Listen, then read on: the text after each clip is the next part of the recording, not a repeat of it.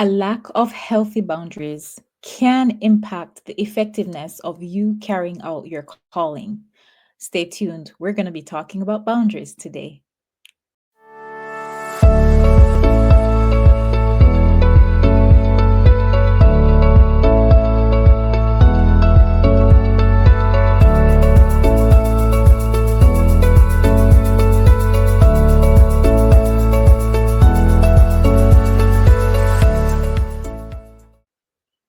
Hi, welcome back. This is Dr. Sanya Duki, Purpose Discovery Code, speaker, and mental health therapist. And you are tuned into Wellness Wednesday on my channel, Ignite Mind and Spirit.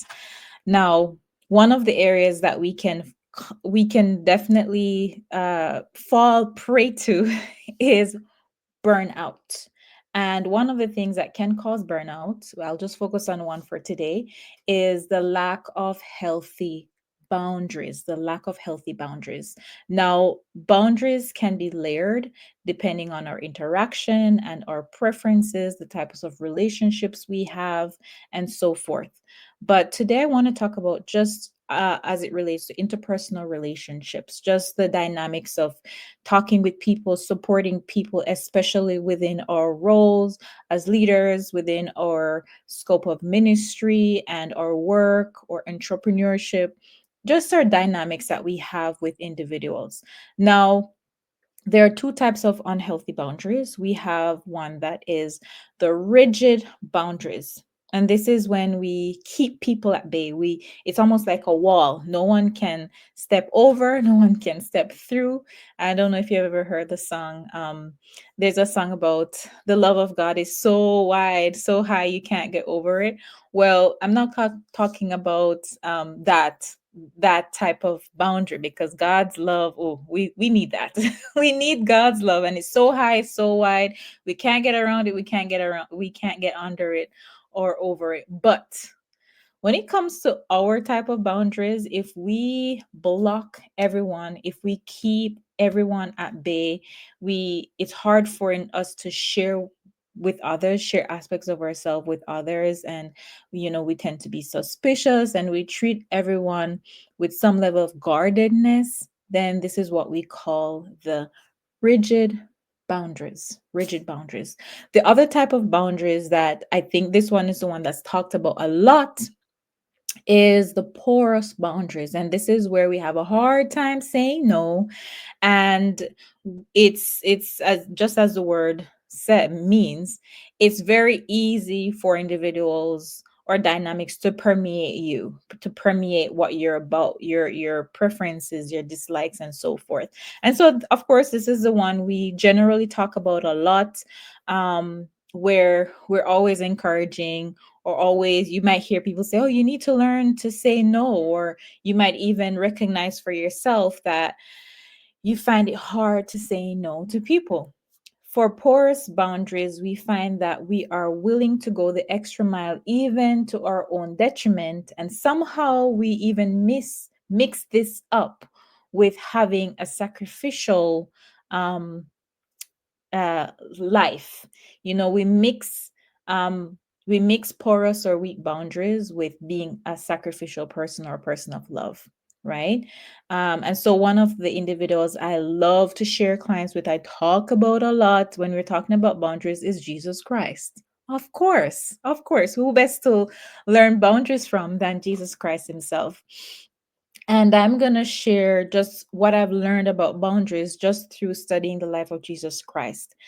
He is one who the world needed him, and everyone was always looking for something from him, either to feed them or to heal them, to deliver them, to share a word of encouragement or inspiration, or to pour into them. And all of those things was definitely a part of the ministry of Jesus Christ. All of those things were important to what he was about and what he came here for and what he was introducing about the kingdom of God. But at the same time, scripture says that he often went away. He often spent time alone. Did it mean that no one needed him at the times when he went away? Absolutely not. People still needed him, but Jesus knew when to take time away. He knew when to say no, because he knew that in spending time and catering and restoring himself and refilling, his his self with the presence of God, and refocusing himself and regrounding himself, then he's able to better do what it is that he's carrying out in the first place, what he's called to do, what his purpose is. And so he is one of those examples from scriptures that I learn from, I follow, and I think it's the best example too. What do you think? Yeah. So, what kind of boundaries do you find that you have?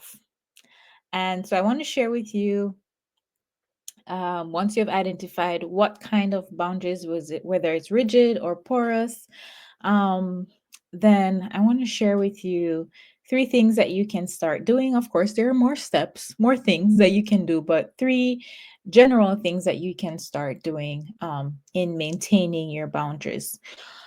The first one, and I think this is the biggest one, is being attuned to yourself, your needs, where your comfort level lies, what your preferences are, what it is that help you to be more healthy and whole. You need to tune into that, because if you're not sure what that is, then it's going to be much harder to establish that type of boundaries that you would need. So take time away, reflect, and find out what helps you to be healthy, to maintain a healthy balance, and what are those things or dynamics that does not help with that, right? um and write them down. Write it down. Write it down. Yes. The second thing is to be very clear. Write down the boundaries to say, hey, after you realize what helps you to be healthy and what doesn't help you to be healthy, then you're going to focus on those things that help you to be healthy. And then you're going to write down, or you can look at both too, but you're going to write down that boundary. So, for example, maybe what depletes you is um, incessant phone calls of individuals sharing things with you, and you're responding, or you're always trying to be there, right? So now you got to write down the boundary associated with that. Maybe this is an area where you also need to create a boundary for yourself, in the sense that you don't have to always answer the phone. You put the phone in a timeout, or schedule the time when you realize that are you're more comfortable spending on the phone. Schedule it for a slot in the day, and and uh and keep that time. Slot your time, right? This is a time when I'm going to be on the phone. I'm going to respond to calls, I'm going to respond to text messages, and so forth. And that way, you're giving yourself that mental space and capacity to be present in that moment and that time. You don't have to keep being distracted, and because of that's going to cause you to lack focus, right? The other thing too is, if you find that there are certain communication dynamics that happens between you and an individual, just in the way they talk to you, and it really pushes you down and depletes you mentally and emotionally, being clear about that boundary would be saying, is clear that I deserve to be spoken to with respect and honor. And after you're clear on what your boundaries are, if there are some that are personal, to say, hey, I need to learn to put away my phone and put my phone on schedule. All right. So that's a personal boundary that you need to keep for yourself. You need to honor that for yourself and respect that for yourself. All right. And so and then practice it. That's the third step. Practice, practice, practice. But if it's a situation where you need to talk to someone about it, to let them know, hey, this is what's been going on, this is how it's been impacting me, therefore moving onward, these are my expectations, then you talk to them.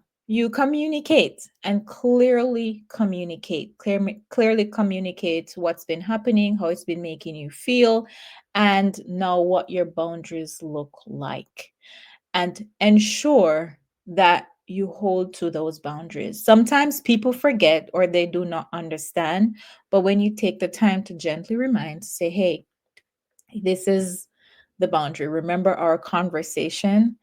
And sometimes you find individuals who like, oh, right, yeah, I'm sorry. I'm sorry. If you find where your boundaries are disregarded altogether, they're not catered to, they're not respected, then that's when it may need another step, where you now need to decide what you're going to do about that. Because if you're in a situation that constantly depletes you and makes you unhealthy and unwell, and it's hard for you to really fully live in the essence of what God makes you to be, then that is something where you really need to process with God. What is it that I need to do? I can't tell you specifically what exactly to do because I don't know your unique situation. But at the same time, I want to let you know that God desires for you to be healthy and well. He desires for you to do well, for your soul to be well. All right. He wants you to be healthy. So talk to him about this and ask him for wisdom and understanding as it relates to that situation. That if an individual or a situation is breaking or breaching your boundaries, even though you addressed it, maybe it's something that you definitely need to separate yourself from. You need to skip that one. Like, okay, all right, it's not respected, it's depleting me, I'm being unwell, it's not healthy for me. I believe that we are not aligned in the direction of which we want to go to help each other to be healthy. And so I'm going to make the decision to take myself away. Right. So that's a nice way of saying it, but pray for discernment, pray for wisdom, and ask God to lead you and direct you in the right path in which you need to go. So I hope you learned something about boundaries. And as I mentioned before, if we don't establish boundaries, if we're not aware of our boundaries and we don't practice boundaries, then we find that we start to experience burnout. So, first of all, determine what kind of boundaries you do have, whether it's one that's very rigid, very guarded, very protective to a fault, and also, or porous, where everything comes in. Everything comes in. It's hard to say no. It's hard to, and you're being burned out. And once you're clear on what kind of boundaries you do struggle with, then you write down the things that help you to be balanced and healthy, and the dynamics, the interactions that you are in. Write that down and establish the boundary as it relates to that. Be very clear on it. And then practice if it's something that you need to uphold for yourself, or if it's something you need to uphold for yourself, do it. Practice it. Honor yourself, respect yourself. Or if it's something you need to communicate with another person, have a talk with them. Have that conversation. That's the first step.